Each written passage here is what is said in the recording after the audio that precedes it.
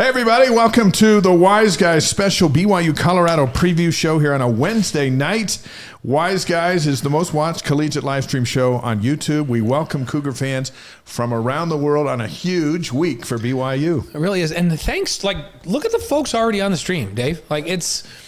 Even though we're on a Wednesday night, so this is kind of a special night, we're glad that you would all adjust with us this week.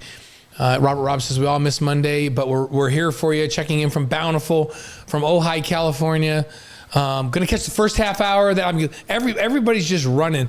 I like Bill Evans says he's pumped to get his weekly taste of the Wise Guys, but that his Monday was thrown all out of whack. Yeah, sorry about that. It happens, and it happened to us. There's Huntsville, Alabama. Say hello to us on the stream. We'll try to give you as many shout-outs as we can. Manti, Sandy, Wisconsin. Pleasant Sylvia, Hill, of course. California. Wellsville, Utah. Henderson, Nevada. I'll be down in Henderson, Nevada tomorrow. Sandy, Utah. Rose Park, Utah. There's Orem, Utah. There's Highland, Utah. Let's go. Wise Guys is presented by Brady Plus, Eddie, and Mountain America Credit Union. Wise Guys is distributed by the Deseret News. Our new podcast will be out tomorrow wherever you get your podcasts. And please subscribe to our free email at wiseguys.com. That's important that you do, because not only can you go see all of our past content when you're there subscribing on the website, but you'll get email updates and all that kind of stuff, which you would have gotten some updates that, hey, sorry about Monday. We're here on a Wednesday night for you. Andresen D from Iceland. What is that? Iceland. Where? Iceland, Selfrost. I don't know where that is, but it sounds fantastic. Sounds really cool. Good to have you here. Zach Larson says, here from work at the MDC Travel Office. We'll talk quietly. Yes, right. So there's North Carolina. Jim, good to see you. Adam, San Antonio. Billings, Montana. Rancho Cucamonga. Hey, we feel missed. This is awesome. This is great. Yep. Thanks for being here. So we've got a ton of stuff to talk about for this big game on Saturday. We want to get all your opinions as well. There's Rancho Cucamonga, California. I was born in Upland, which is right next door. Are you many moons ago? Cucamonga Doug. Are you part of the Upper Uplands from Upland? I don't know. Where we used to live is a park now, so we must have been Lower Upland. Or we were the disposable Upland. We invite you to subscribe to our free email on wiseguys.com. You can also watch all our past content and would love it if you'd hit the free subscribe button on our YouTube channel. Let's roll out what we have tonight. Hey, John, by the way, good to have you. John's asking if I'll be there at 8 a.m. You mean in Henderson tomorrow? No, I won't be there at 8 a.m. tomorrow. Why, do you want me to come play basketball with you guys? Because I would. No, I get there tomorrow night. I have a dinner meeting tomorrow night in Vegas, and then a lab all day on Friday in Vegas, and then I'm flying out of there to get back because Dave and I have a show that we have to do on Saturday, the game day pregame show 2 hours before that kick at Colorado. And then we'll stick around and do a post-game show for you. So I'm in and out of Vegas. There's Eric checking in from just south of Washington, D.C. in Springfield, Virginia. Eric, good to have you here on the Wise Guys. BYU's back in the top 25, back on the road for Saturday night's Big 12 opener at Colorado. We're going to hear from head coach Kalani Sitake. We'll also hear from head coach Deion Sanders. That's right. And we're going to hear from Kyle Taylor. BYU alumni activities in Boulder they're in motion already, and they've got some great plans. So from our Alumni Association over there, Kyle Taylor is going to join us and tell us what's going on this weekend in Boulder, Colorado. It's going to be a festive place to be. Blaine's going to reveal his 3 keys to BYU beating the Buffs on Saturday night, and we'll get you updated on all the other sports going on around campus. Yeah, plus our Relight Athlete of the Week, which... we're always glad to reveal that Relight Athlete of the Week for you. We'll do that here later in the show. That one's a no-brainer. And when you hear it, you'll go, I see that. There's Rexburg, Idaho. Hey, Kyle, good to see you on the stream. Bryan, Ohio. Dennis, welcome to the Wise Guys. Wise Guys is presented by Brady Plus. Brady Plus provides cleaning, food service, and packaging equipment, dispensers, and service and repairs with over 150 distribution facilities across the country and over 6,000 employees. Learn more at bradyplus.com. Also presented by Eddie, HR and payroll software built for small businesses. Whether you run a dental office in Spanish Fork, Utah, a construction crew in Lehigh, Eddie helps you hire, onboard, track time, run payroll, all in one place. Simple, local, reliable, built by business owners who believe people come first. See how Eddie can serve your team at Eddie.com. And by Mountain America Credit Union, helping people achieve their financial dreams for over 80 years. Bless you. Mm-hmm. Whether you're buying a home, planning for retirement, or managing daily expenses, Mountain America has the tools, technology, and guidance to help you succeed. There's a lot of information waiting for you at MACU.com. Yeah, and our Relight Athlete of the Week is presented by Redmond. The secret is in the salt. Learn what it can do for you at redmond.com. The secret is in the salt. Wise Guys is distributed by the Deseret News and Deseret.com, Utah's newspaper since 1850. Are we going to get a score prediction for Saturday's game? Yes. Yes, we will. And we want your predictions also on the stream. And let us know, and we'll pass them on to everybody else. So if you got a pick for Saturday night, fire them at us, and we'll do that. Mention again, Wise Guys is distributed by our friends at the Deseret News, Utah's newspaper since 1850. How about Farber, Missouri? Looking forward to attending the Nebraska game in a few weeks. Rick, good to have you on the stream tonight. The polls are like this. BYU is number 25 in the Associated Press. They're number 24 in the coaches. ESPN FBI has them at 18. And ESPN's FBI now projecting BYU to win 9.4 games with a 47.8% chance to win 10. And that's pretty good considering there's a true freshman playing a quarterback. Yeah, that's kind of back to what the preseason expectations were when Jake was coming back. So that's good stuff. Defensive rankings through 3 games. Oh, yeah, let's talk about this. Impressive, Hey, right? Jonathan's fired right up. He said 34-14 BYU. Is not even waiting. Wow. He's just going. Okay. What did we I'm trying to remember what we predicted on AFR. Oh, yeah, I have to think about that. That's about what I on last night. Jonathan, I think I had him 34-10. No, I had 28-10. I had 28-10. Zachary on the stream says, Cade and Zach here. We're already in Denver with our small sales team for work, then going to the game Saturday. Just got here on Monday. Catch us on row 4 behind the bench. We'll look for you. We'll look for you. We'll look for you. Let's come back to these defensive rankings through 3 games. BYU's number 1 in the nation in scoring defense. 1 touchdown allowed on 35 drives. That's lights out defense, okay? Think about that. And it doesn't even matter who you played. And they played a good East Carolina team. They played a Stanford team that proved more than capable, and they beat Boston College the following week. And they played an FCS team. But you know what the FCS teams do? Occasionally score touchdowns. Right. Like the fact that they've given up 1 scoring touchdown and they have scored 2 touchdowns on defense is remarkable and something special. They're number 2 in the nation in total defense, only behind Minnesota. They're number 2 in rushing defense, also only number 2 to Minnesota. And they're number 6 in third down conversion defense. That's a big one. This team gets off the field. So if they get you in third down, they get off the field, which is impressive. So yeah, defensive rankings are really lights out. This has the makings of being a top 5 defense all season long and leading the Big 12 in total defense. Sylvia says 42-12 BYU. Whoa, Sylvia. Mark's going 34-9, no touchdowns for Colorado, so 3 Buffalo field goals and a 34-9. So there's Mark's pick. Send them in. We'll pass them on to everybody. The Cougars beat East Carolina 34-13. They were favored by 6.5. They won by 21. A few things we liked about that game, and then we'll go and revisit Derwin Gray's 5 things that he wanted to see, and then we're going to shift right into the Buffaloes. One thing we did like is Bear Bachmeier with no turnovers. We talked about that on After Further Review on Tuesday night on BYU TV. No turnovers for Bear. We also like special teams. Marcus McKenzie, Sam Vanderhard, Will Farron. Farron, 24 consecutive field goals now, 85 consecutive PATs, 1 shy of tying the school record, which we anticipate he blowing past on Saturday night. I just saw our field goal crew there. I just saw them this afternoon. Yeah. And we always have to mention Grimes too. We can't forget. Oh yeah, the snapper. The long snapper has as much a role in the success over time as the holder and the kicker. And when I saw the 3 of them, they said, make sure you take care of all 3 of us and talk about all 3 of us. And I'm like, no, we always do. We always acknowledge that Grimes and Vanderhaar are a big part of that. And I said, but I'm still going to call him Big Game Bill. Yeah. And then they all just laugh and they go, you just like him because he's a Davis Dart. And I go, no, I just like him because he's a great player. Right, but you do also appreciate that he's a Davis Dart. I like that he's a Davis Dart. So Weston's going 38-13 BYU. All right, Weston. Expect another defensive score. Okay. All right. Sounds like people are expecting him to just jump on him like they did in that bowl game. Yeah. So here's another thing we like. BYU's 10-0 in non-conference games since joining the Big 12, and that includes the Alamo Bowl, which was a non-conference game against a conference team, the way it all worked out. So 10-0 since stepping up to Power 4 football in the non-conference. If you're looking at trends, BYU is also 14-2 in their last 16 games. I love that trend. There are not many teams in America that are 14-2 in their last 16 games as a Power 4 program. Right. they're trending in the right direction, and then things just keep piling on. Like the number 1 recruiting class in the Big 12 this past recruiting season. Like these things just keep piling on, and it seems like the trend is sustainable because of what's going on. Here's what else we like. The flyover of the F-15s.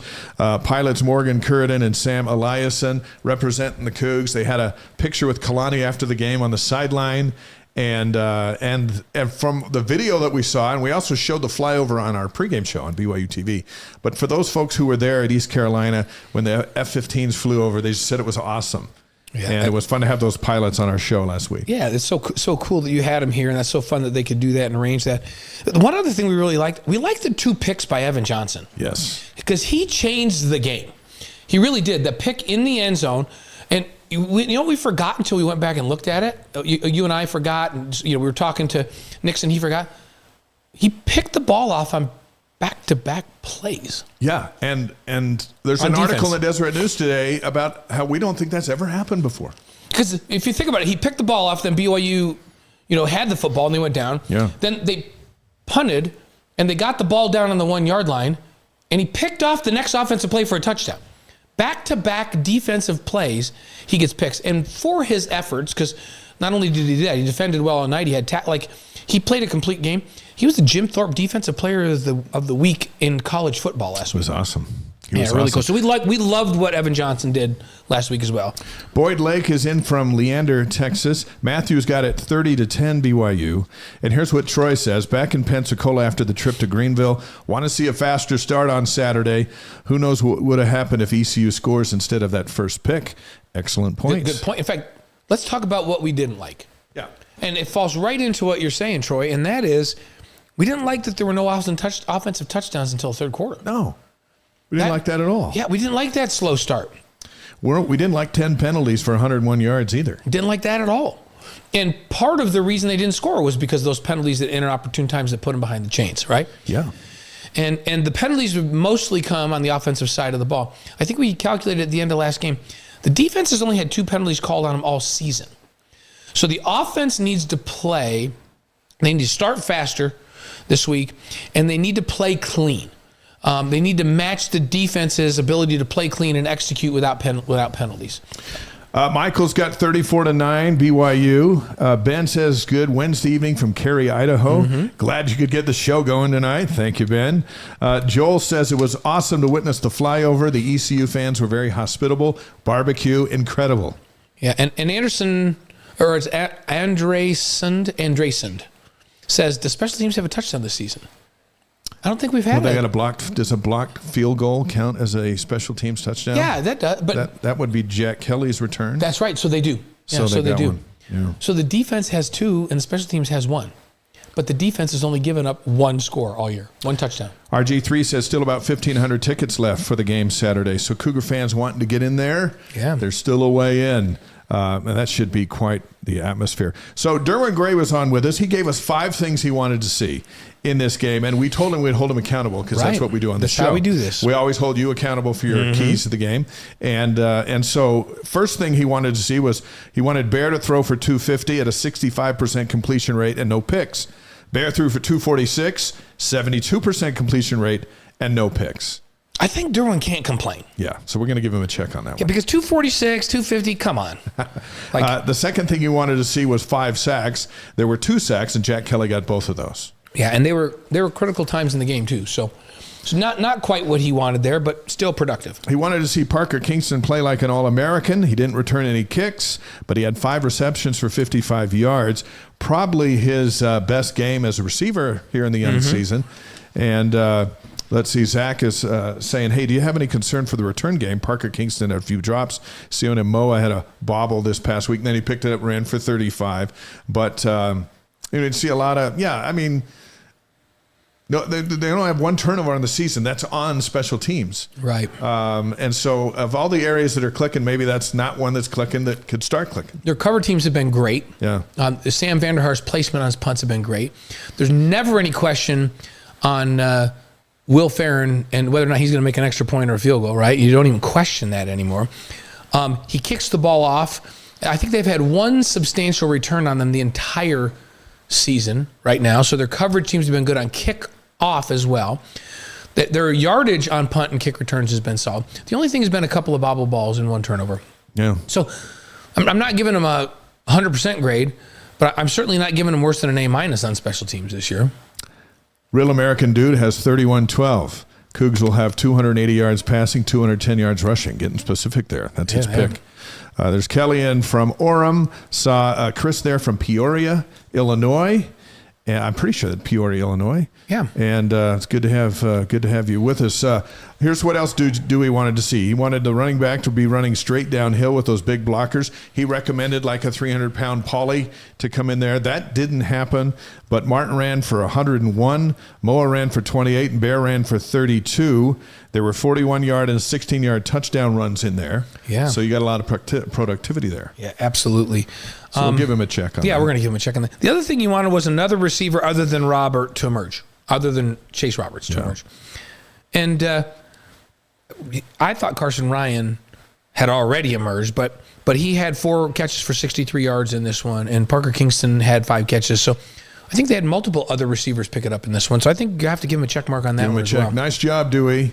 Appreciate your insights there. He had to give us 5 things because you were gone. Yeah. And so we had to have something more than I would to get after. By the way, don't forget our pregame show on Saturday. I've got to sit down with Chase Roberts that we shot, and it's awesome. He's going through quarterbacks like mission companions, and it was interesting what he learned on his mission that has helped him bounce from one quarterback to the other. He's now caught touchdowns from Jaron Hall, Keaton Slovis, Jake Retzlaff, and Bear Bachmeier. Now, there are not a lot of guys at BYU that can say, I caught touchdowns from 4 different quarterbacks. Cody Hoffman might be one of them, but there's not a lot.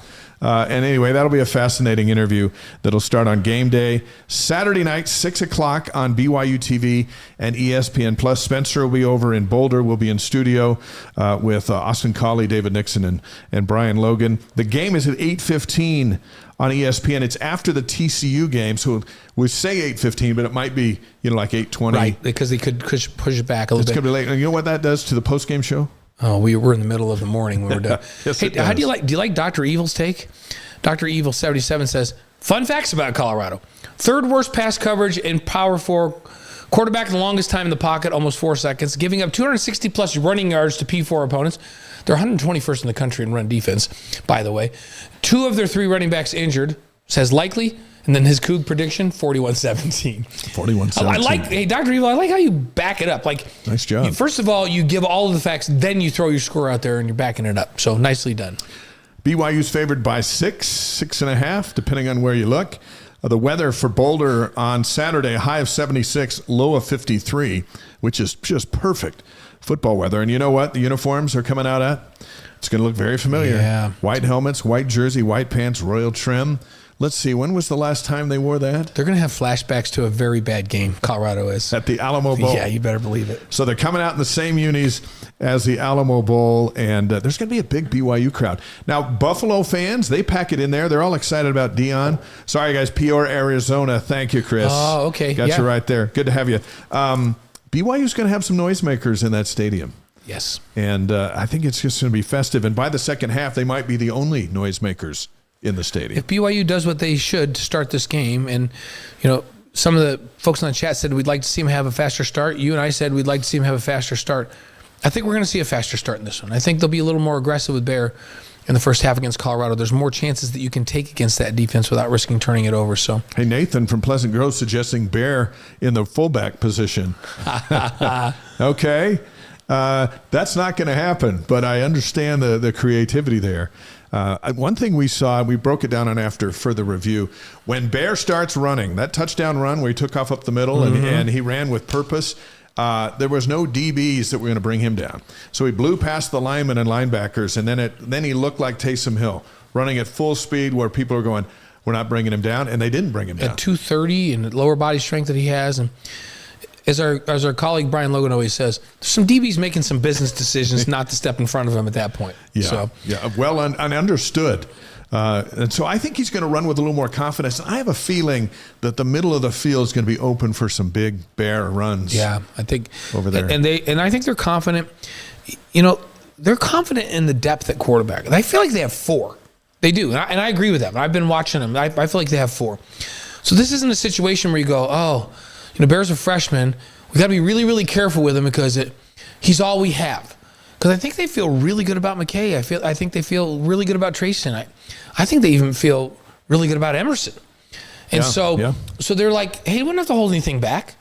We're going to bring him along. We're going to let him run the football and be part of it. First of all, he's a big, strong guy, and he knows how to protect himself, so we don't think he's going to get hurt anyhow. But if he does, it's not season ending for this team because they have so much depth at quarterback, which is a great way to be able to feel. The other night, I was watching on one of those nature animal channels type things, and there was a bear stalking a buffalo, and then it ate it. It killed the buffalo and then ate it. And I sat there and I thought, we got a bear. Yeah, and he's going over there to the buffaloes. Bears eat buffalo. Did you feel like this was like some type of a message to you? It could have been.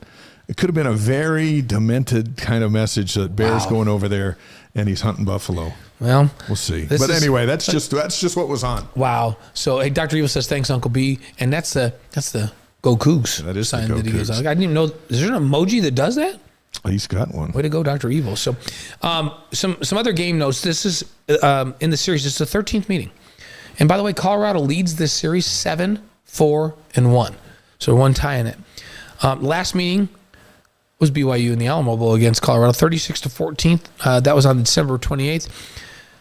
By the way, Colorado only ran the ball 19 times in that game, and they had a grand total of 2 yards rushing in that Alamo Bowl. And you know what? As I was watching film, and I was thinking, who are these guys like? And I thought, are they like ECU? No, they're not. East Carolina wants to run the football. Colorado doesn't. It's almost like they don't even care about running the football. They don't commit to running the ball. They want to throw the ball, and they want to throw it over the top. So it's a little bit different challenge. But in that bowl game, they got behind early, and then it was just bombs away. They didn't run the ball at all, and they didn't have much success with the bombs away either. No, they didn't. Evan Johnson had a spectacular pick in the first first series of the second half. When then they went down and scored again, and it was all over. By the way, the last time BYU was over there in Boulder was 1981. And on that day, Jim McMahon threw 3 touchdown passes, and then Steve Young came in and threw 2 more. So those were the 2 guys that quarterbacked the Cougars the last time they were even over there. And now they're going back with a true freshman in Bear Bachmeyer. The Buffs are 2-2. They're 0-1 in the league. They beat Wyoming at home 37-20. Their other wins over Delaware. And they have losses to Georgia Tech and Houston. They've only played 1 road game, like a lot of schools, but they went to Houston, and Houston dominated them. Yeah. And Houston's better than they were last year. Houston's much better. But didn't that surprise you? And guess what? Georgia Tech's really good. Georgia Tech's They're good very too. good. So I was surprised that Houston won so convincingly and so easily against Colorado, to be honest with you. From a talent perspective, Colorado has as much or more talent than Houston does. Let's hear from the head coaches. Kalani Sitake addressing the media leading into Saturday night's showdown in Boulder, Colorado on ESPN. Here's his opening thoughts. Thank you. On to the next game. I'm really excited about the result from last week, obviously, and obviously I spoke after the game that there's things that we can improve on. Looking forward to getting that done this week. Obviously, we practice today and our meetings and lift. So, I thought the guys, for the experience of being on the road for the first time, was good. And now we're heading out to Boulder, Colorado. That's going to be a fun trip for us and starting Big 12 game. So, our season in the conference. So, we're 1/4 through the season. Looking forward to the next one, and excited about the matchup.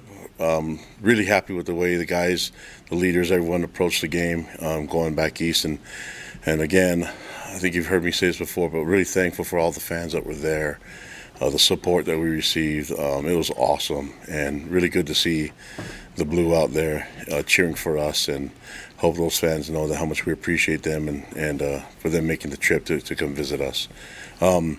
Now with this week, looking forward to the matchup against Colorado and Coach Prime and the group. And I think Coach Prime would tell you that, our relationship, I have tons of respect and admiration for him and what he's done as a coach and as a father and as a disciple of Christ. And so really excited about the matchup. Obviously we saw each other in the bowl game, but this is a different matchup. Every year is different, and every week's different. So, we're a different team than back in the Alamo Bowl, and they're a different team as well. See on film that they have tons of talent. We're at their place now, so it's going to be a difficult environment to play in. But looking forward to the matchup and looking forward to seeing my friend Coach Prime again. I think he'll say the same statement that I love him to life. And so really excited about the matchup, excited about the opportunity that we're in right now, going into the conference play, and excited about our team and the progress that we're making. Hopefully we can give our best shot when we get out there Saturday night. So what questions do you guys have for me? We have a lot of questions. Head coach Kalani Sitake there was a scene after the game where it was shot and put on social media of Kalani in front of the ocean of BYU fans and pounding his heart like he does and singing the fight song. And I thought, you know what, that's what he does. That he lives for this. He reps wherever he goes. And it's just him in front of the fans. The fans are celebrating a big win. It's like the perfect combination. It is. And, it's interesting. When we interview the players after the game, they're always very quick to acknowledge the fans and Cougar Nation all over the country and the support that they get. So Kalani, it's real. His love for the fan base and his appreciation for the support that he gets is real. And he lets these players know how much he appreciates it. And by virtue of him talking about it and them thinking about it, they all really appreciate it. Isn't that refreshing in today's college athletic environment to have a coach and a coaching staff that role model to their players, that the fans are a big part of the sports system and that they should be grateful and acknowledge the fans. Yeah. And they do. That doesn't happen everywhere. It's quite unique. And BYU, Kalani's done a fantastic job with that. Kevin Jordan on the stream. Hello from Gilbert, Arizona, home of Max Hall and Ty Detmer. Good to have all three of you. We have Ty and Max on the show frequently. Now we've got Kevin on the stream. So we got the trifecta there. Aaron from Las Vegas on the show as well, on the stream, from fabulous Las Vegas, as he says. And it is fabulous. And BYU's going to open the 28 season? That's right. There in Vegas against how many years Oregon State. Did you live down 20. Vegas? So 20 years, that was your home? 20 years. And you guys were most of the time on the west side of town, right? All the time. Yeah, so the whole time down there on the west side. On the Brady side of town. Yeah, that's right. Our Brady Industries, Brady plus Travis Brady. And I've spent a lot of time in Vegas for my other work for years and years. And you and I broadcast a lot of games together down there. So we're Vegas-ites. Yeah, we really have a soft spot in our heart for Vegas. So we love our Vegas fans down there. So Aaron, thanks for being with us. Let's listen to Deion Sanders, the head coach of the Buffs, who was asked by a reporter over there if this was like a revenge game from the Alamo Bowl, and here's his answer. Obviously, rematch from the bowl game. Right. I know it's an entirely different team, but does this one feel like it means a little bit more, or is it just business as usual this week? No, they mean a lot. Every game means a lot. This conference game means more, but yeah, it's not like we ain't with that get back stuff. I ain't with that get back stuff. I'm with that let's get them stuff. So they played their butts off, kicked our butts in the bowl game.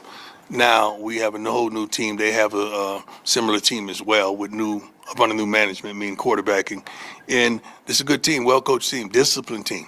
We got to be a lot more disciplined, not some of the pass interference, the PIs that we had and the stupid penalties that we had, unnecessary roughness. We got to stop all that foolishness and play a consistent game, prayerfully penalty-free. Prayerfully penalty-free. I think both coaches would be prayerfully hoping to go penalty-free. An interesting thing about BYU is they do have a new quarterback, but, man, there are a lot of guys back from that Alamo Bowl team, especially on defense, that are coming back at Colorado again, maybe a little bigger, stronger, and faster. Yeah, this BYU, we knew they were going to be good and they were loaded, and they've just proven that through this first part of the season. And they understand this offense that Colorado runs. And so they understand what it takes to defend what Colorado wants to do. And so I feel like if they play clean, they'll have a good game plan. But they both say prayerfully penalty-free, right? Yeah. He always says something that's quotable. He goes like, I'm not into that get-back stuff, right? Like get back, hey, is this revenge? He's not into the get back. He goes, I'm into the let's get him stuff. So let's just go get him. Like, who cares about the get back? Who cares about what happened in the last game? Let's just go get him. It's a conference game. You bet. That's a good mentality to have. He's always got quotable stuff. He's good. He's good. I like that. I'm not into the get back stuff. Here's Jordan on the stream from Greenville. Game last weekend was awesome. Love seeing everybody there. Got to meet Mojo, the fighter pilot, one of the two, and Chase Roberts. He said the tailgate was incredible, and we're happy he was able to go to work this week. Remember, because he said last week, if we lose, I'm not going to be able to go to work. Yep. But it's a work week for you and a happy one. Alan's there from Orongo.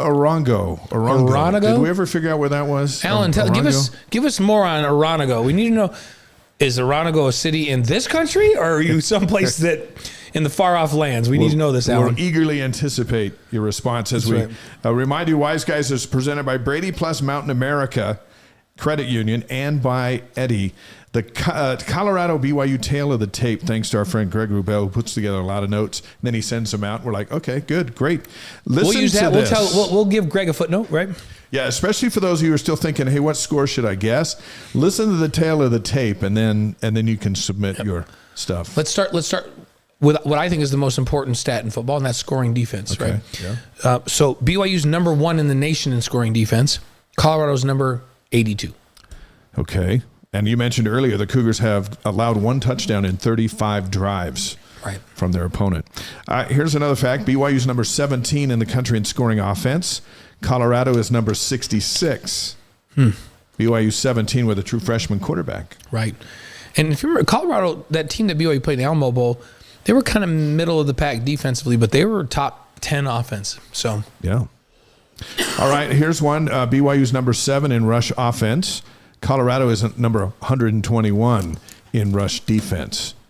So let me repeat that. They're number 7 in rush offense. Blaine's off coughing.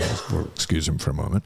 And Colorado is number 121 in rush defense. That figures to be a big day on the ground for BYU, but just going by the numbers. Now, on the other side, BYU's number 2 in rush defense. Colorado is number 89 in rush offense.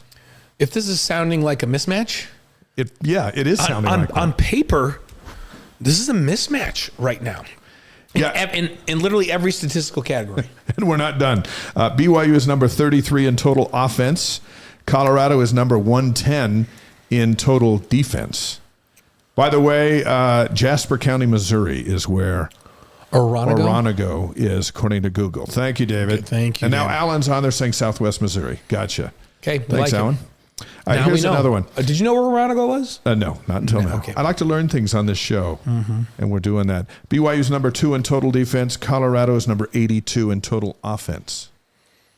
It would seem like they'd have a hard time moving the ball, doesn't it? Seems like it on paper. BYU's number 14 in time of possession. Colorado is number 104 in time of possession. Yeah. So BYU gets the ball, they run it, they burn the clock while they do, and then they score. And Colorado is kind of in and out. If they score, maybe it's quick. Colorado's built on big play mentality. Yeah. So it's like, I call it like street ball. Hey, we're going to run people around, we're going to throw it over the top, and we're going to get big plays on you.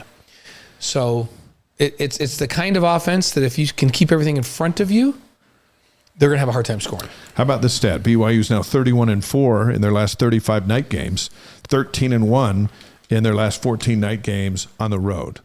So they play good at night. Yeah. This game's at night, deep into the night. By the way, Riker from Richfield, Utah says, weird to have this on a Wednesday. Riker, it's a blessing. Let's just roll with it that way. Yeah. And there's Zach going, hey, has Colorado figured out who their starting quarterback is? Well, let's talk about the big 3 players for the Buffs, and we start with their quarterback. Yeah, it seems like they've settled in on Caden Salter, who started this last game and had a nice outing. 6'1", 190-pound senior transfer from Liberty. He had quite a career there at Liberty. He's thrown for over 6,000 yards in his career. 31 of 44, 406 yards and 3 touchdowns. 32 rushes for 153 yards and 3 touchdowns. So he's not only their leading passer, he's their leading rusher now at this point. And as I mentioned, it's a big play type offense where they try to do a lot of vertical routes and get people open over the top. They've got really good wide receivers. Led by Sincere Brown, who's a 6'5" wide receiver out on the outside a little bit. Love that first name. Yeah. He's got 7 receptions for 203 yards, 2 touchdowns. He's got a long of 71 yards. That 6'5" wide receivers are mismatched for most teams.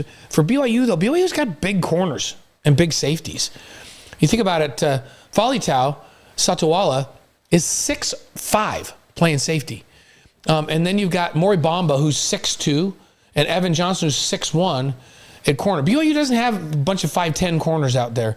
And so they seem to do well against these big receivers, but Colorado brings a very good one into this game in Sincere Brown. They have good wide receivers. It's good core, good running backs. They've had some problems with health at running back, but they have talent at running back. They have talent at wide receiver. Caden Salter's a talented arm at quarterback, but it just seems like they have not been executing at a high enough level to sustain drives. So they don't go 10 plays without making a mistake and go down. When they score, it seems like it's a big play. Yeah, and Salter is fast, but we made the comment on AFR and on our postgame show. He's fast, but BYU now has a defense that contends with fast quarterbacks.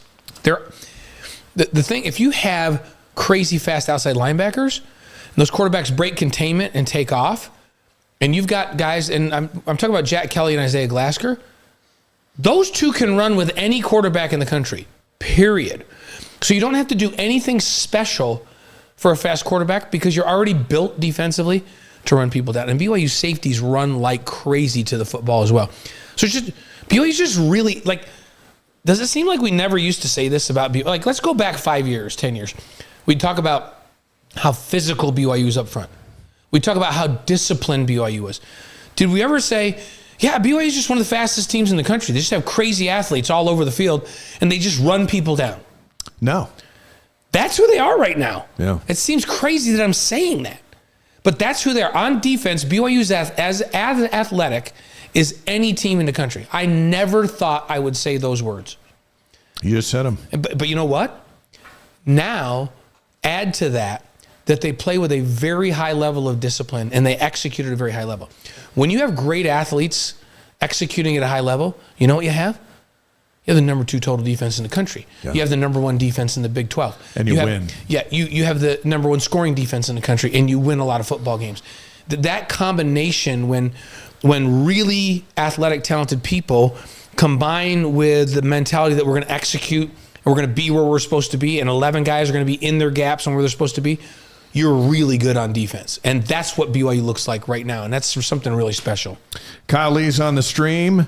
From what I recall, Colorado's run defense wasn't great, and BYU's run game is obviously a strong point. LJ for 200 plus. Wow. Okay. Are they? Okay. Kelly says a tater picker from southern Idaho supplying tater tots for Richie S. Richie Sanders. Oh, there Keep you go. Keep growing those tots. And Mark said, hey, night game. Here come the Cougar vampires. They suck the life out of the other teams at night.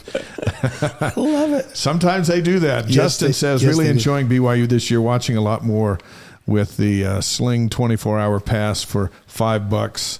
Okay, however that works. Whatever works for you.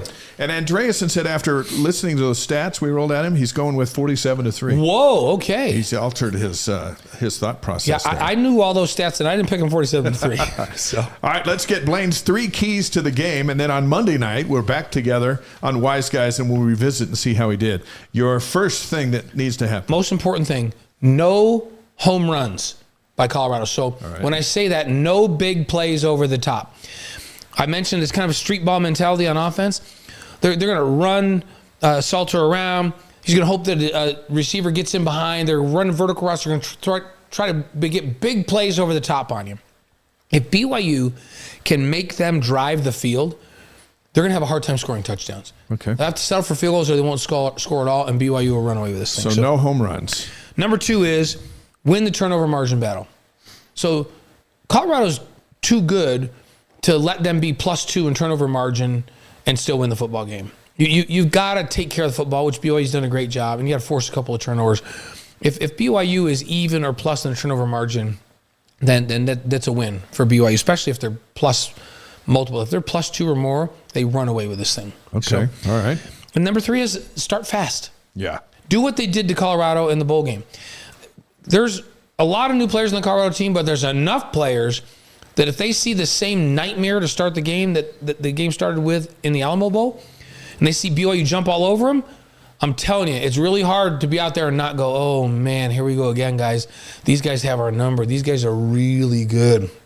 So that's where we're at. Start fast, and shut down any thought that Colorado might have that this is going to be different this year. And no home runs and win the turnover battle. Those are Blaine's 3 keys to get to 4-0. Robert believes it. He goes BYU 44, Colorado 9. So that's where he's going. I think he's going with all 3 of your keys.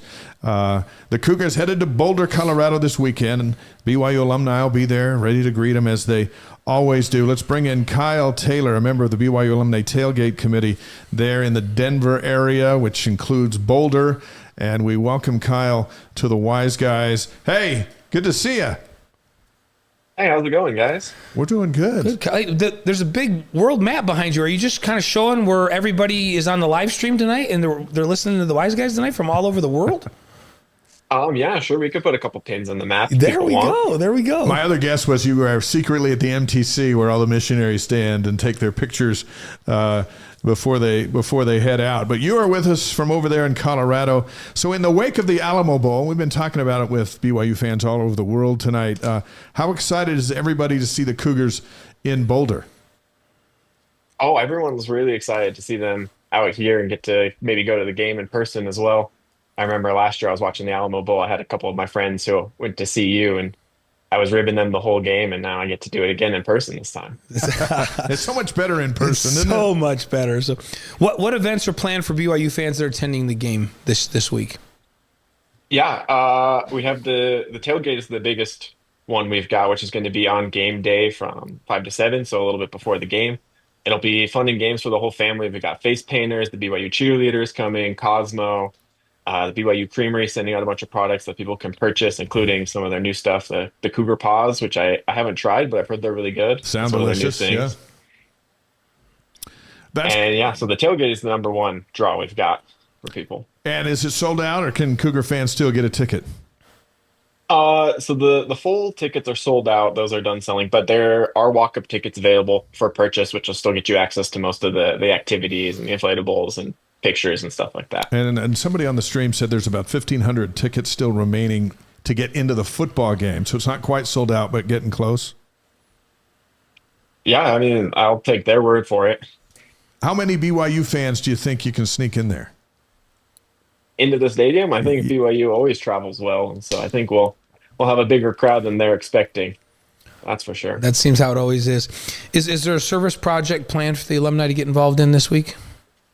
There is, yeah. So it's actually been ongoing right now. It's with an organization called the Family Learning Center out of Boulder. And what they do is they help students who English is their second language, particularly Spanish-speaking students. And the service project right now is we're trying to help them stock up their library with materials for them and their parents. And so we have an Amazon link set up with kind of a list of materials because it's pretty specialized books and other study materials that they need to be able to learn English better and help their parents as well. And so if the link is on our alumni tailgate page, which is alumni.byu.edu/BYU versus Colorado 25. And if people go there, they can access the link and buy a book to help some students out here in the Boulder area. That's awesome. And we invite Cougar Nation, even if you can't get to the Boulder area, to get on that link and participate, send some cash, do whatever you got to do to do that.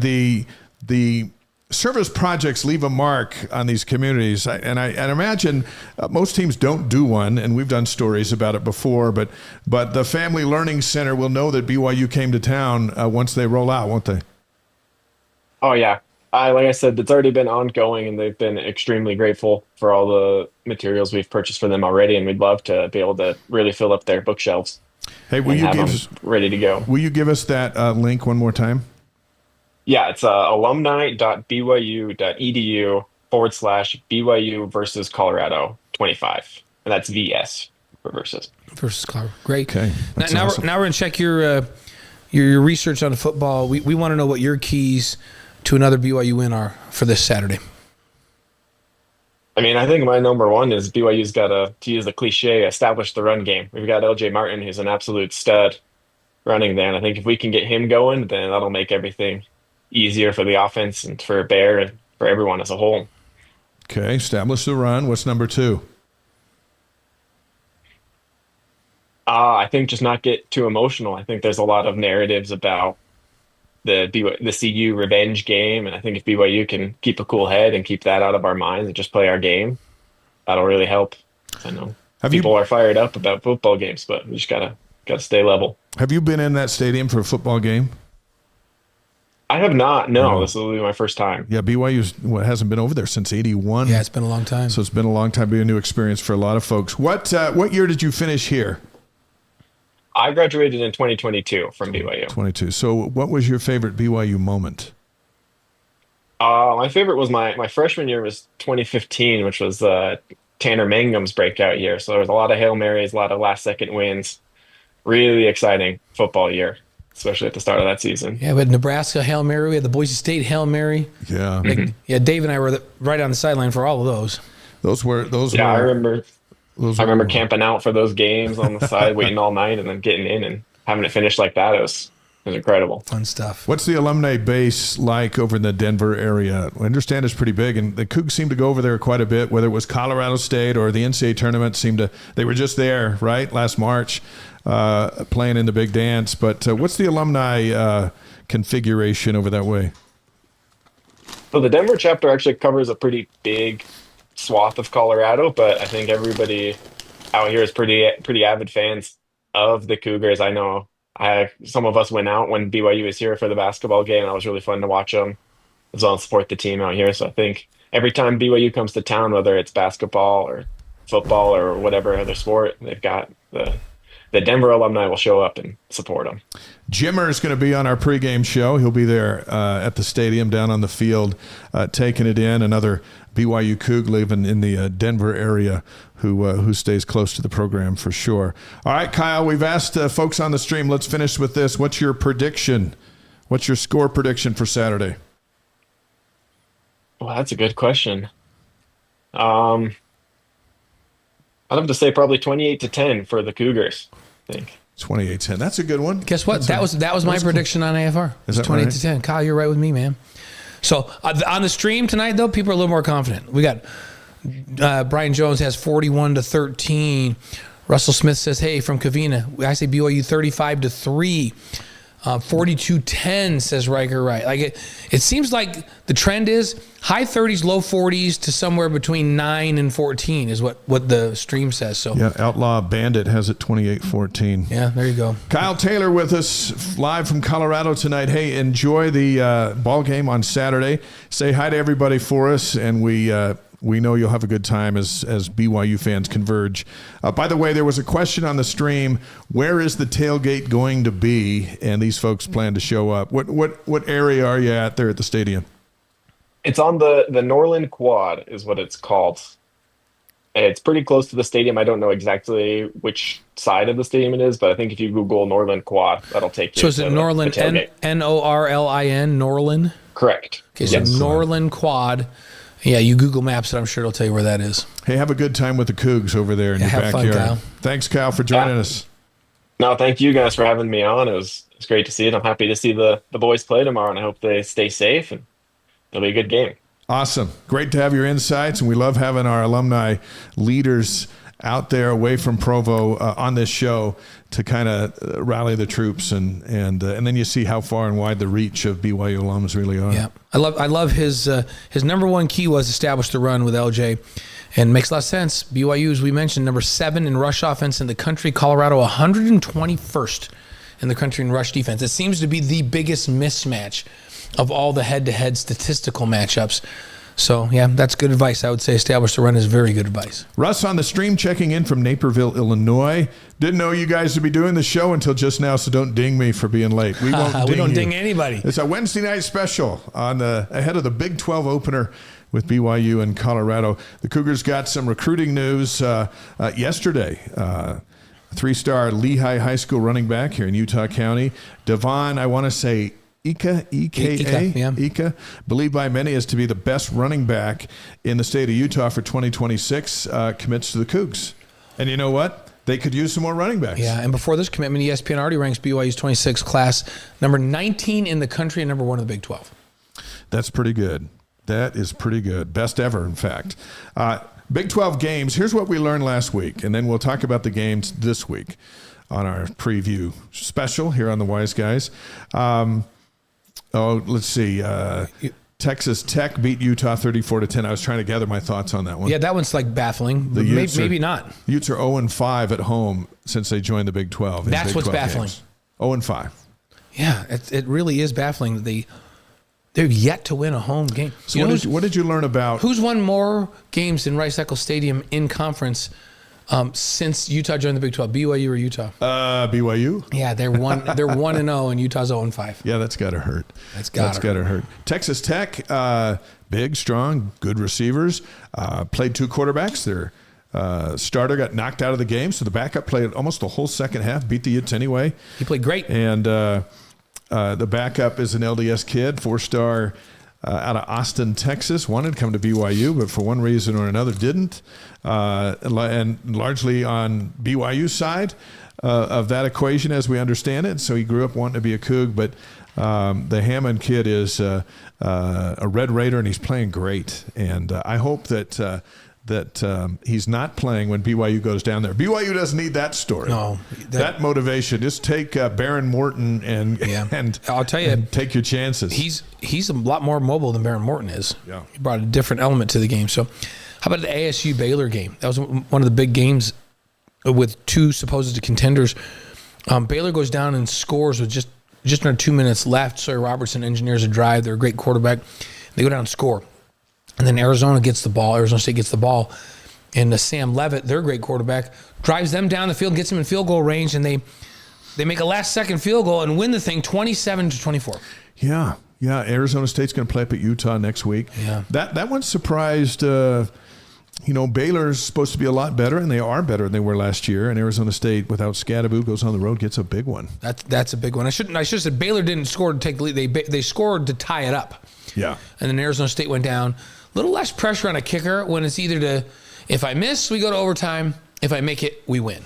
And he nailed it. Kansas beat West Virginia 41-10, and TCU beat SMU out of conference, but rivals 35-24. I think TCU is legit, and we'll have to keep our eye on the Horned Frogs, and they'll come up to Provo later in the season. And Kansas is really good too. Yeah. Here's my question. So Virginia gets beat by Kansas 41-10.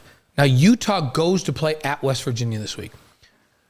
Again, on paper, Utah should dominate that game, but I don't know. I don't either. West Virginia is they're going to come after the quarterback. They know they're going to watch what Texas Tech did, and they're physical, and they're not as good as they used to be, but BYU went back there for the first time. And Utah, I don't know if they've ever been back there, but it's been a long time. Funny things happen on the road. Two time zones against a really physical team. Yeah. Utah should win that football game, but that's not a given. Not a given. Here's this week in the Big 12. Friday night, an interesting one to watch. Number 24 TCU. That win got them in the top 25.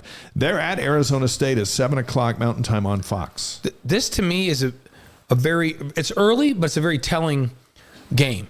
So it's TCU for real. They feel like they're for real. If they can go on the road and take down Arizona State, then you go, okay. They are for real. They're for real. And Arizona State maybe a small notch down without Scadaboo. Right, they're still very good. Very good. Then Houston's at Oregon State on Friday night as well at 8:30. Houston's significantly better than they were last year, and Oregon State's down this year. That should be a game that Houston manages and handles really well. On Saturday, here's the lineup. UCF is at Kansas State. Is Kansas State going to find themselves? They feel like they're in a little bit of a funk in Central Florida. Seems like they've found themselves offensively. Yeah, they love playing North Carolina. Yeah, Central Florida. That game's at 10 a.m. on FS1. Then you got Cincinnati at Kansas at 10 a.m. on TNT. And, I got Kansas in that one all the way. Use your remote because UCF, Cincinnati are on BYU's schedule. Kansas State and Kansas are not. Rick's coming in 56-10 BYU. Okay, he's not messing around. Baylor is at Oklahoma State at 1:30 on ESPN2. Oklahoma State fired their coach this week. Going to pay him $15 million not to coach. And they just didn't like the direction they were going. So firing before we even get out of September. Yeah, it's great. And I would expect Baylor, after that stinging loss, to go into Stillwater and just take care of business. Yeah. So, that's going to be an ugly one for the Cowboys. As mentioned, Utah's at West Virginia. That's 1:30 p.m. on Fox. So that'll be on national television. Something to watch. Arizona's at number 14, Iowa State. There's another interesting game. That's at 5 o'clock on ESPN. So that's the game just before the BYU game. I said TCU earlier. It's this one. Arizona at Iowa State. Both those teams have high aspirations here in the Big 12, and they will settle it on the field just before BYU Colorado. Yeah, and Iowa State ranked number 14, and rightly so. They're really well coached, and they're disciplined, and they're big and strong and physical, and they got a good quarterback. But Arizona may be a little underrated right now. So we'll see how that goes. How about a Super Saturday night? Yeah, number 25 BYU at Colorado, 8:15 on national television, ESPN. Also Saturday night, number 6 Oregon's at number 3 Penn State. That's at 5:30 on NBC. Number 17 Alabama's at number 5 Georgia. Also at 5:30 on ABC.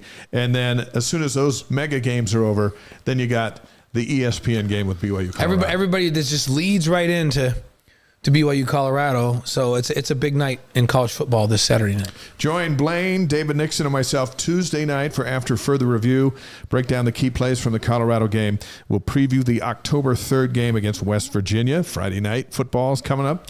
AFR streams every Tuesday night at 5 o'clock Mountain Time on the BYU TV app. And then it'll stay there so you can watch it as many times as you want. Like last night's show, you can watch after our show tonight, and you can watch it over and over again. That's right. So get on it. Watch it. Let's go to the Relight Athlete of the Week. We'd love to feature our Relight Athlete of the Week presented by Redmond. The secret is in the salt. Learn what it can do for you at redmond.com. Tonight, Wise Guys is proud to honor junior cornerback Evan Johnson. So during a 3-minute and 45-second stretch of the second quarter, Johnson intercepted East Carolina's quarterback Caton Hauser in the end zone to prevent the Pirates from what seemed to be a certain score. And then he intercepted Hauser again on the very next defensive play and returned it to the house to give the Cougars a 13-3 lead going into halftime. He alone was responsible for a 14-point swing in Saturday's game. If you do that, you know what you get? You get the Redmond Relight Athlete of the Week award. Yes, absolutely you do. He also had 6 tackles, including 5 solos and a pass breakup. And last year, as we mentioned earlier, Johnson made a tremendous interception in the Alamo Bowl against Colorado. And he made another tough pick at Wyoming at 6 foot, 185 pounds, a junior out of Monterey, California. He's a baller. Yeah, and the coaches and the other players, that's what they say. This dude's just a football player. I mean, he's just a natural with natural instincts. He's also a great athlete. He's very fast. He's strong. He's athletic. But he has a great natural feel for where the ball is going to be and how to take the right angles. I think that's the ultimate compliment when other football players go, Evan Johnson, that dude's just a football player. And then it was Tanner Wall that I was talking to the other night. We were watching his wife and my daughter-in-law play soccer the other night, and Tanner, we got talking about Evan's performance, and he goes, that dude's just a flat-out football player. And I love that. I feel like from a football player to another football player, it's the greatest compliment you can give. Before BYU, Evan competed in football, basketball, and track at Stevenson High School. In football, he was a receiver, running back, and kick returner. So defense was new to him. Oh. So his dad, Ron, played receiver for the Philadelphia Eagles. He considers himself a professional ping pong player. I don't know if there's a professional league, but he considers himself a pro ping pong player. His nickname Shmev. Evan Johnson is our Relight Athlete of the Week, presented by Redmond. The secret is in the salt. Learn what it can do for you at redmond.com. I love this segment, and it's amazing how there's always one athlete on campus that does something just a little bit more than all the others during a week, and Johnson's our guy this week. Yeah, when the game was over, I thought back and I thought, that performance on defense by Evan reminded me of the Kyle Van Noy performance down in the bowl game. Is it against San Diego State? Yeah. Yeah, down in Qualcomm. And you and I were there on the sideline doing the pre and post game. And he just basically, Kyle Van Noy just took over the game defensively. That's what Evan did in the middle of that game. He just took the game over, changed the trajectory of the game, and then BYU never looked back. For that, he's our Redmond Relight Athlete of the Week. Howard has BYU winning Saturday night 35-10. We say hi to Malia in Chino, California, on the stream with us tonight. Our campus notes are presented by BYU Pathway Worldwide. BYU Pathway makes truly affordable, fully online, spiritually based college degrees accessible to people worldwide through greatly reduced tuition, weekly peer gatherings, and English support, helping students earn sooner, increase their income, and deepen their faith. Learn more at byupathway.edu. Here's what's going on campus. Let's start with women's volleyball. 12-0 on the season right now. National ranking of number 14. They just beat Weber State 3-0. They beat Utah State 3-0. They beat Utah Valley 3-1. This week, Colorado's at BYU. That's tomorrow at 6 p.m. on ESPN+. That's the Big 12 opener. And then Iowa State at BYU Saturday at noon, ESPN+. Soccer is 5-2-1. And they're ranked 16th in the country. Arizona State upset them 2-1 in Tempe last week, so they dropped from 10 to 16 in the poll. This week, tonight, West Virginia is in Provo. That one just underway at Southfield. Cincinnati's at BYU on Saturday. And by the way, Ellie Walbrook will join the Wise Guys on Monday. That'll be fun. Look forward to that. Love to have Ellie here. Let's go to cross country. National ranking, the women are number one in the country. Not surprising, defending national champs. The men, who, by the way, are also defending national champs, are currently ranked number 4. This week, the cross-country women are in the Cowboy Jamboree Friday in Stillwater, Oklahoma. And the men are in the Gans Creek Classic. That's in Columbia, Missouri, beginning on Friday. Men's hoops, Joe Lenardi's latest bracketology has BYU a 2 seed in the West, playing in the first round against in Portland and a potential Sweet 16 matchup against Kentucky. So here we are in September, and Lenardi's got his bracketology up, but that's how he sees it. And wouldn't that be sweet? Yeah, that would be BYU fun. Kentucky Sweet 16 matchup. So, Big 12 schedule came out just yesterday, so you can see it at BYUCougars.com. Here's some notable dates. We're not going to give you everything, but January 3rd, BYU's at Kansas State in their Big 12 opener. And then on January 7th, Arizona State is at BYU. That's the Big 12 home opener. The Utes come call in. They host BYU January 10th. And then BYU's at Texas Tech on January 17th. The Red Raiders are going to be ranked to contend. But then Utah comes to Provo a week later, so on January 24th. So in 14 days, they knock out the rivalry games in Salt Lake and here in Provo. Yeah, you and I talked about that yesterday when the schedule came out. We thought, wouldn't you rather have it at the end of the year? You know, at least one of those two. But it's almost back-to-backs. It's only divided by one game. On January 26th, Arizona's at BYU. That's a big Monday game. That's big. National. And then January 31st, BYU goes to Kansas. Kansas came to BYU and didn't like it last year. No, they didn't. And then BYU, remember, went to their place and they didn't like that either. So the Cougs are going for 3 wins in a row with the Jayhawks. What in the world? February 10th, BYU's at Baylor. That's Rob Wright's return to Waco. And Baylor's predicted to be really good again this year. And then February 21st, always physical, Iowa State comes to Provo on February 21st. And then on March 7th, the regular season finale is Texas Tech at BYU. Well, that could be huge. That could be a big one. Could be the 1 seed. Yeah. For the conference tournament on the line. That could be the regular season championship on the line in that game. All right. The Marriott Center, by the way, is ranked number 10 in the nation in college basketball's best statistical home court advantage. CBB put out the stat. They weighed win percentage, net rating, opposition's field goal percentage, and attendance. Arkansas's Bud Walton Arena is number 1. Allen Fieldhouse for Kansas is number 6. Hilton Coliseum, Iowa State's number 7. The Marriott Center is right there at number 10. That's a lot of arenas that BYU plays in now that are ranked right up there. Pretty amazing basketball conference. How about some recruiting news? 6'10" Will Openshaw committed to the Cougars just last night. There aren't any rankings on him yet. The center from nearby Timpview High School, he's going to serve a church mission before he enrolls at BYU. So another 6'10" athletic guy coming to BYU from Timpview. Cougars still very much in contention for 5-star guard Austin Gooseby, the top LDS prospect in the country, considering Duke, Kansas, UCLA, and Texas. And it's already been reported the whole staff, well, not all 9 or 10 of the staff, but most of the whole staff, including Kevin Young, has been in Goosby's home as they try to make the sale. Women's hoops, Big 12 notables. The Big 12 opener is December 20th at Central Florida. The Big 12 home opener will be December 31st at home against TCU in the Marriott Center. Then, if you're wondering when that Utah rivalry is, it's Utah's at BYU in the first game of the rivalry, January 31st, and then BYU returns the favor up at Utah on February 21st. Let's finish with golf. The men are ranked 17th in the latest poll, and just yesterday they won the Tyndall in Bremerton, Washington, 5 shots better than second place Utah. Peter Kim, Simon Kwan, and Kihei Akina, the freshmen, all finished in the top 6. Kim tied for the individual title.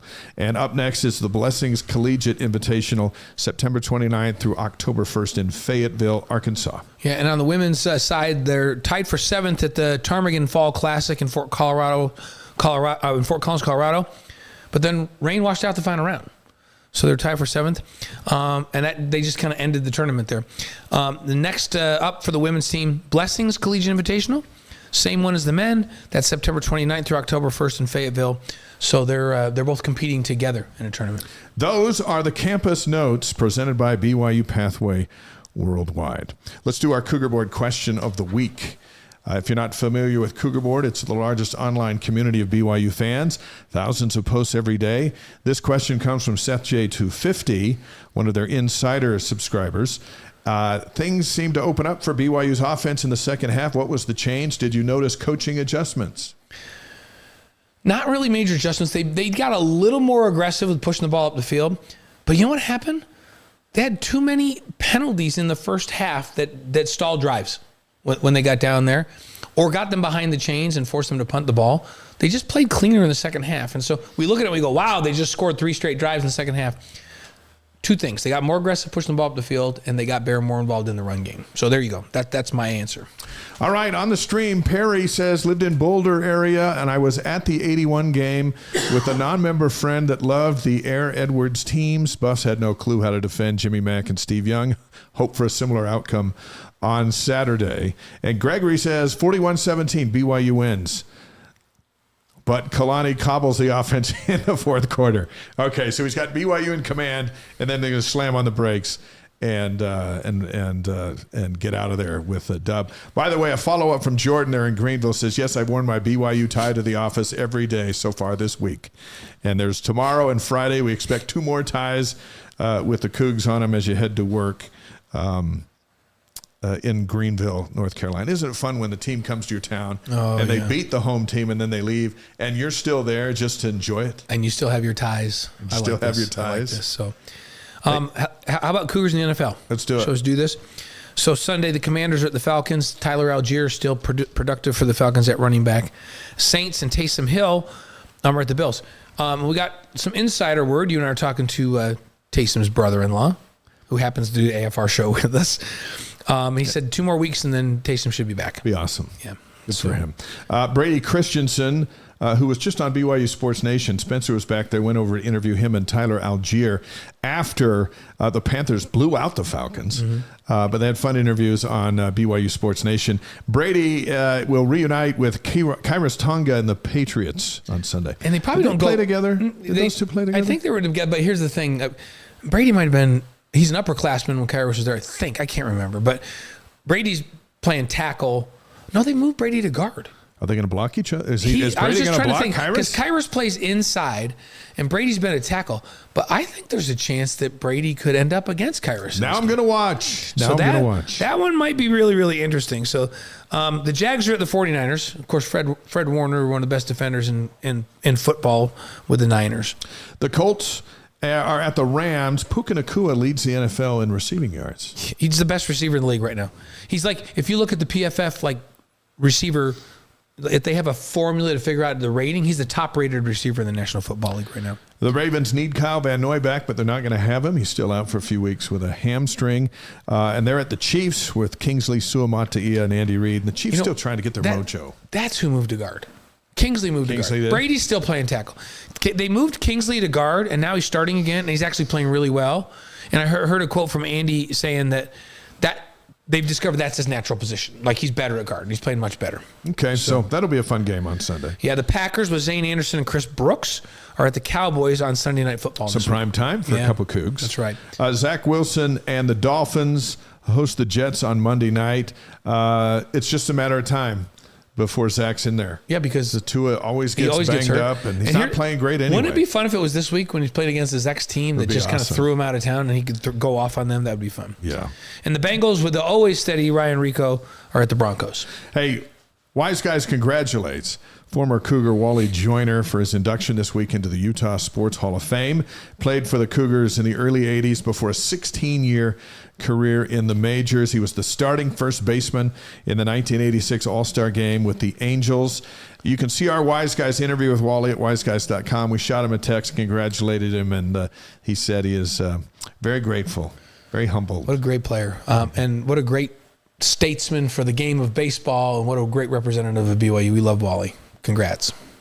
Hey, thanks to Kyle Taylor over there in the Denver area, helping run the tailgate stuff for BYU Alumni in Boulder on Saturday, and they got a great thing going. It's going to be a festive atmosphere, and so BYU's playing good. It's going to be a good time for the Cougs. And the weather's going to be nice. It's going to be a great perfect night to be in Boulder. So, or watch it on TV and watch the pre and post game with us. So, next week, which is not that far away now. A few days. Because it's Wednesday. So in a couple days on Monday night, we'll have Ellie Walbrook here, women's assistant basketball coach John Warrenberg, and West Virginia Mountaineer fan Doug Paisley. Yeah, we're expecting Doug on the show. We feel like Doug is famous in his own right. But because he drives the bus for Brad Paisley, and that's his son in the band. So like he would say, well, I'm just famous because my son's Brad Paisley. No. To us, he's famous all by himself, and he'll be on the show. They're out on tour, so we've been texting back and forth, and we're planning to have him on the show on Monday night. Here's where you can find us Saturday on game day at 8 o'clock Eastern time on BYU TV and ESPN+. We'll have 2 hours, probably 2 hours and 15 minutes on that show with a lot of fun. We'll break down plays like we do on AFR. We'll have Chase Roberts, Jimmer Fredette. It should be a whole lot of fun on Saturday. And then post-game show, make sure you come back after the game. That's on ESPN Plus and also the BYU TV app post-game. If you're going to stay up and you're all – because you know what's going to happen. You're going to watch the game. BYU's going to thump them. You're going to be all wired. And you're not going to want to go to sleep anyhow, so you might as well just calm down watching us. Yeah. And here's the other thing that happens. You're not wired when the alarm goes off Sunday morning for early meetings. No. That's the downside to a late Saturday night. But you know what? Hey, we only get 12 of these games. Come watch us, and then don't forget to read Dave something almost every day. Something every day. A few days, 3 times a week. 3 times a week. You're giving me Desert News, sometimes 4. Yeah. There's some good stuff in there from the guys too. And Jay Drew's going to join the show in a couple weeks. We'll get his take on football and basketball as we start to shift into BYU hoops. And again, if you missed us earlier, we were talking about bracketology as of now here in September. They're figuring BYU's a 2 seed in the West, playing in Portland. Love that that's where the conversation is. The conversation isn't, well, they'll be an 8 or a 9. Well, they're on the bubble. This is a strange place to start. Yeah, we think there'll be 2. Yeah, that's never happened, so that'll be Isn't really, that cool? really fun. Hey, before we go, we do want to pitch this hat and football that we have up on the auction. We're trying to raise money for the Ephraim Hope Mission. Remember our golf tournament that we're a part of? This is a mission that sends kids in Uganda to school. And we raise money to send them to school for a year. Last year we had an autographed football that we auctioned off, and it garnered $5,500. That sent 23 Ugandans to school for a whole year. This year we got a hat signed by Siala Isera, who's going to be in the NFL at some point, and also an autographed football signed by the whole team, including, might be the first football Bear Bachmeyer signed as a member of the team. But there it is, and that's what we would like you to bid on as we raise money for this. And so what you want to do is go to our website at wiseguys.com, click on the Contact Us tab, and use the form there to send us in your bid. That's it. That's how easy it is. We'll also have the directions in our chat for those listening on the podcast. But hey, you know what we're always up for? Raising money for kids in Uganda that we might not ever meet, but it will change their life. Yeah, and change their village's life. Yeah. So it just keeps on giving. You give back, and it just keeps on giving. And so we appreciate any help you can give us. So, and they just remind them of what they need. They go to wiseguys.com, right? Go to wiseguys.com. Here, I had the directions right here. Yeah. Click on the Contact Us tab, and then from there, it'll show you how to send in your bid. And then you do it. In a couple weeks, when we close it out, we'll announce who the winner is. And you know what? Right now, that ball's 3-0. Yeah. Could be 4-0 by next week. That's right. What if that's an undefeated ball? What if that's a team that plays in the college national championship game and you have that ball? And you have that Think ball. about the potential upside of that ball. And then forever you'll have that ball.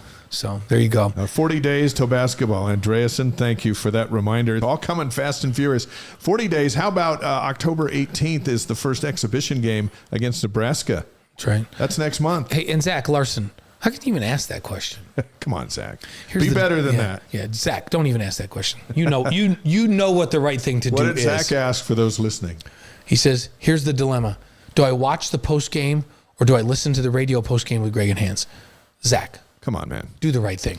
You watch the post game and then you listen to the radio post game that you taped. Yeah, exactly. Isn't that the political answer? That's what you should be doing. Hey, our Wise Guys special here on a Wednesday night. Thank you for showing up. Yeah. Maybe we'll do this more often now that we know that the audience will just follow wherever we go, and whenever we have a big reason to be on, then we just do it. We'll know you'll be there. That's pretty cool. We appreciate that very much. We do want you to know that Wise Guys is presented by some very important companies to us, which allow us to do this show for free for you.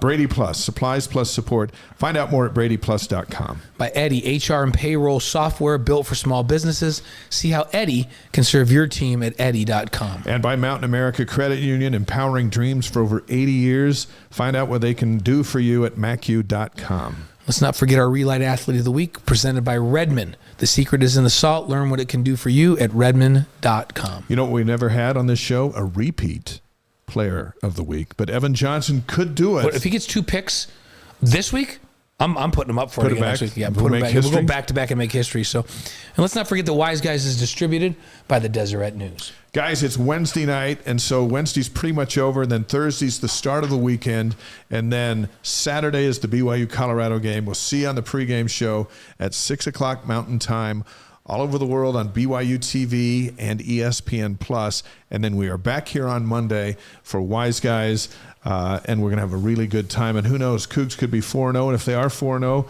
they'll go from 25 to maybe 21. And if they're 4-0, just let me tell you, they're not losing to West Virginia at home on next Friday either. On a short week, West Virginia traveling 2 time zones? No. So 4-0 translates to 5-0. We could be on our way to something special. Yes, we could. And then midway through that something special, A.J. DeBance is going to dunk a ball at the likes we've never seen before. We got lots coming for you. Thanks, guys. See y'all. Thanks for joining us. See you Saturday.